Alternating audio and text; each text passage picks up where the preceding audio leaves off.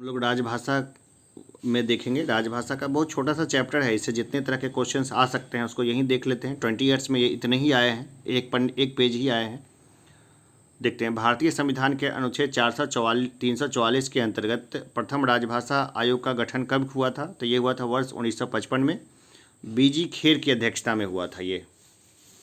8वीं अनुसूची में वर्ष 2003 4 भाषाएं किस संविधान संशोधन द्वारा जोड़ी गई थी, जिसकी संख्या बढ़कर 22 हो गई?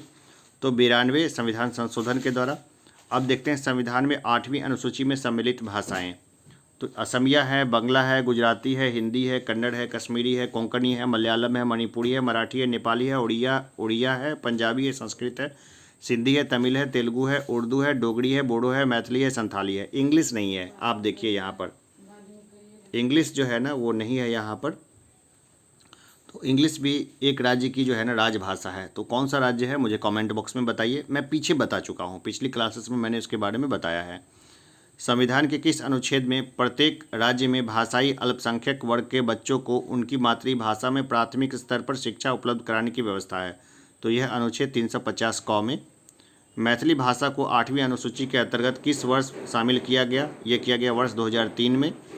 71वें संविधान संशोधन द्वारा वर्ष 1992 में से संविधान की 8वीं अनुसूची में नेपाली, कोंकणी एवं मणिपुरी भाषाएं जोड़ी गई। उत्तराखंड की द्वितीय राजभाषा संस्कृत है। राष्ट्रीय संस्कृत विद्यापीठ कहाँ स्थित है? यह है तिरुपति, आंध्र प्रदेश में। अब तक 6 भाषाओं को शास्त्रीय भाषाओं का दर्जा प्राप्त हो चुका है, ठीक है ना। तो उसमें देखिए शास्त्रीय भाषा कौन होती है? जिसमें उनका बहुत अच्छा साहित्य अवेलेबल हो। जो बहुत अच्छा साहित्य जिस भाषा में होता है उसको शास्त्रीय भाषा बोलते हैं। तो तमिल है जिसको 2004 में घोषित किया गया था शास्त्रीय भाषा, तेलुगु को 2008 में, मलयालम को 2013 में, संस्कृत को 2005 में, कन्नड़ को 2008 में और उड़िया को 2014 में। बोडो, डोगरी, मैथिली और संथाली 4 राजभाषाओं को 92वें संविधान संशोधन 2003 द्वारा जोड़ा गया था। चलिए आगे देखते हैं।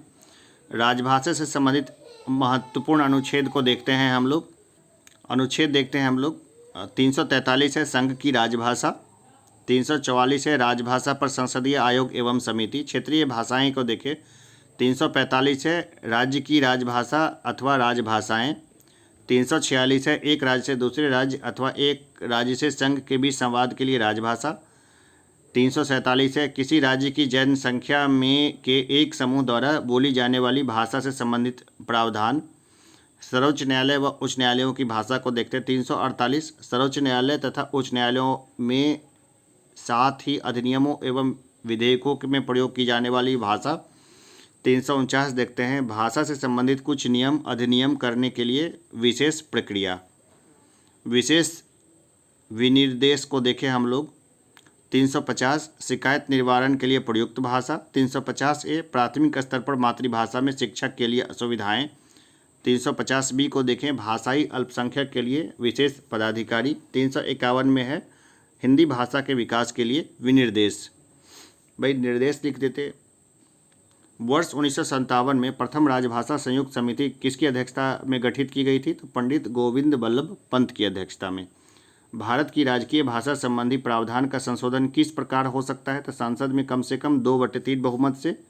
सिंधी भाषा को 8वीं अनुसूची में किस संविधान संशोधन द्वारा जोड़ा गया? तो 21वें संविधान संशोधन द्वारा जोड़ा गया। संविधान की 8वीं अनुसूची में सम्मिलित भाषाओं में से कौन सी दूसरी सर्वाधिक बोली जाने वाली भाषा है? तो बंगाली है, जो दूसरी सबसे ज़्यादा बोली जाती है भारत में। देखिए इंग्लिश भी बहुत बड़ी संख्या में बोली जाने वाली भाषा है, लेकिन ये जो है ना मतलब हमारे संविधान के जो 8वीं अनुसूची में सम्मिलित नहीं है, ठीक है। तो बस इतना ही है, इससे ज़्यादा तो कोई क्वेश्चन आएगा नहीं, तो इसमें समय देने का कोई मतलब नहीं है। मैंने इस बुक से अभी आप लोग को बताया है, ठीक है। तो यही है कि बुक का कोई प्रचार नहीं कर रहा, मैं सारे टॉपिक्स यहीं पे अच्छे तरीके से करा दूंगा, तो आप यहीं पे देख सकते हैं। बुक वालों से मेरी कोई बातचीत नहीं हुई है। ये किताब ठीक है, मतलब अपेक्षाकृत कम गलतियां हैं, जहाँ गलती होगी वहाँ मैं सुधार दूंगा। अब जाहिर सी बात है बर्नवाल सर ने तो गलती नहीं की होगी, लेकिन कई बार होता है ना जो टाइपिंग मिस्टेक्स वगैरह और बाकी चीज़ें प्रूफ रीडरी वगैरह में कई मिस्टेक्स रह जाती है। तो चलिए हम लोग आगे बढ़ते हैं और फिर अगला चैप्टर को देखेंगे। अभी के लिए इतना ही, धन्यवाद।